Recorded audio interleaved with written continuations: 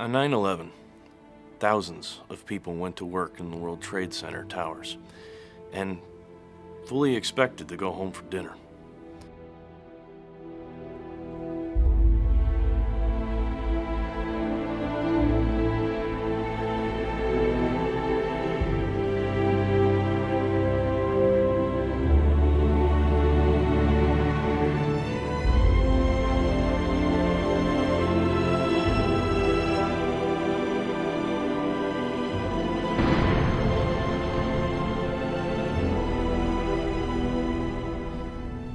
The act of terrorists changed everything for them and the entire country.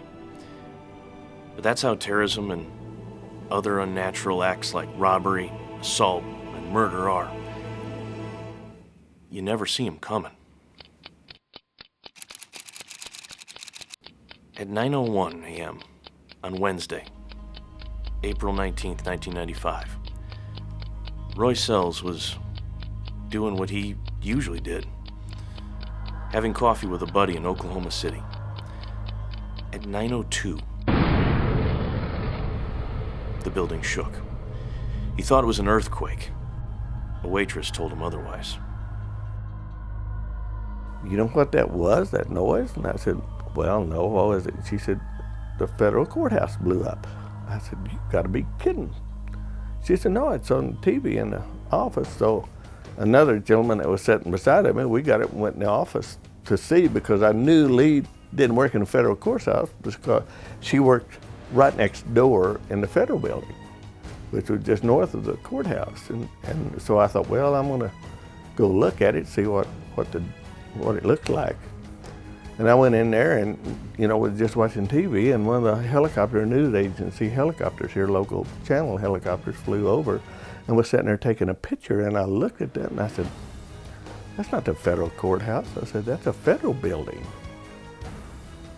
And I said, well, I've just got to go down there. And Wendell McGraw, the guy that was with me, he said, well, I'll take you down there. And we just jumped in his car and took off as fast as we could go, His wife, Lee, worked for the Office of Housing and Urban Development on the 8th floor. As his friend drove him toward downtown, Roy was praying that it was a natural disaster. I told Mr. McGraw when he was taking me down there right away, I said, I hope this is a natural disaster, because I don't want to, I know if something happens to Lee, I don't want to hate people the rest of my life. And I said, that would be a terrible thing to do. When they arrived downtown, the police turned them back, and Roy was told to go someplace where his wife could get in touch with him. He returned home and waited. I'm still sitting here by the telephone, hoping and praying and just asking some miracle, I don't know how, that she's still there and we'll find her alive. Well, when the phone rings, it gives you a rush because you're hoping for something. And then you hope that it's not bad news, you hope it's a good news. And then you hope it's just any news at all, because I want it to be just what I want to hear. I just want it to be, yeah, we found her, she's going to be at a hospital or something. I want it to be that news. When this interview was shot, Roy had been waiting for a week. A whole week. Think about that. He watched television constantly. He held his breath with every ring of the phone. He considered that maybe God had made a mistake. I guess I've told everybody that I said maybe God only made one mistake when he thought I was that strong, because he said he wouldn't give you a stronger load than you could carry. But I said I may not be that strong because I have a lot of hate. I get so mad that it's pathetic. I don't know if I've told you how strong my faith is or not, which I probably haven't, but I don't know how strong my faith is. I don't guess I've got to the end of it yet, but boy, it's hanging on a thin string, I think. I don't know.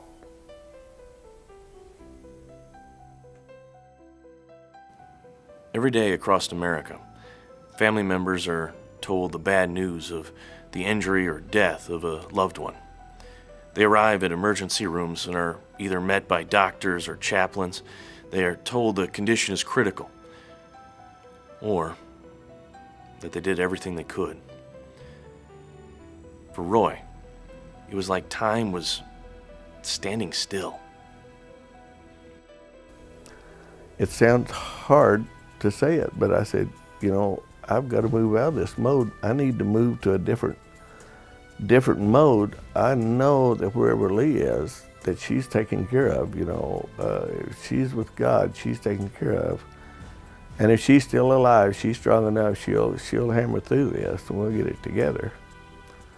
But I haven't lost that little string of faith or hope that she's still there.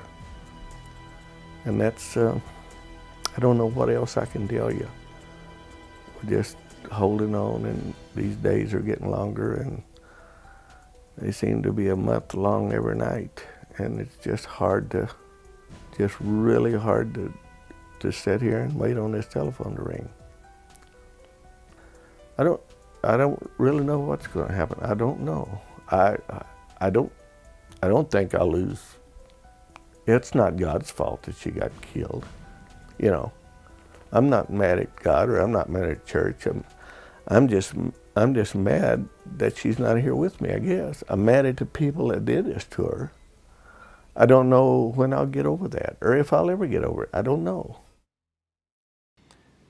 Lee's body was found 3 days after this interview was shot. Hers was the next to last body found. Her office was directly above the Ryder truck that McVeigh left in front of the building. Timothy McVeigh was executed for his role in the Oklahoma City bombing. Recently, the Men's Network had a chance to talk with Roy. In the 15-plus years since the bombing, the Lord has given him a new wife and helped him move on and put his life back together again. But it's been, and still is, a struggle for Roy. We asked him, "Have you forgiven Timothy McVeigh?" After a long pause, all he could say was, "I'm still working on that." You can prepare for a natural disaster with flashlights, fresh water, prepared food, and first aid kits. But, how can you prepare for an unnatural disaster? You can't. It always takes you by surprise. But even though you may not have seen it coming, God knew it was. Of course, that truth raises questions of its own. If God knew it was coming, why didn't he stop it? Many times he does. You can probably remember some close calls in your life, times when God stepped in or his angels and protected you from the unnatural disasters. We've certainly heard cases of terrorists planning powerful bombs in cars and SUVs and trucks, or strapping them to their own bodies, and then those weapons malfunctioning and failing to detonate. But what about those times when God does not thwart their plans? What about those times he allows us to be victims of unnatural disasters? Again, God says, "My ways are not your ways, and my thoughts are not your thoughts."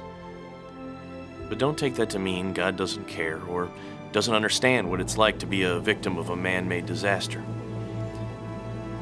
Jesus was the Son of God, the Lord of all creation, who became human and lived among us. He went around doing tremendous good for those who were battered and hurting. The rulers of his own people conspired to murder him, and their unnatural plot led him to horrible death by crucifixion. Jesus knows precisely what it is to be a victim. Yet on that cross, he prayed, "Father, forgive them, for they know not what they do. To win that forgiveness, Jesus willingly received God's punishment in our place. Through Jesus' power, we can face the unnatural disasters brought upon us by others and find room in our hearts to forgive them. Let's go to the discussion guide and talk about our experiences with unnatural disasters and learn how we can forgive those who trespass against us.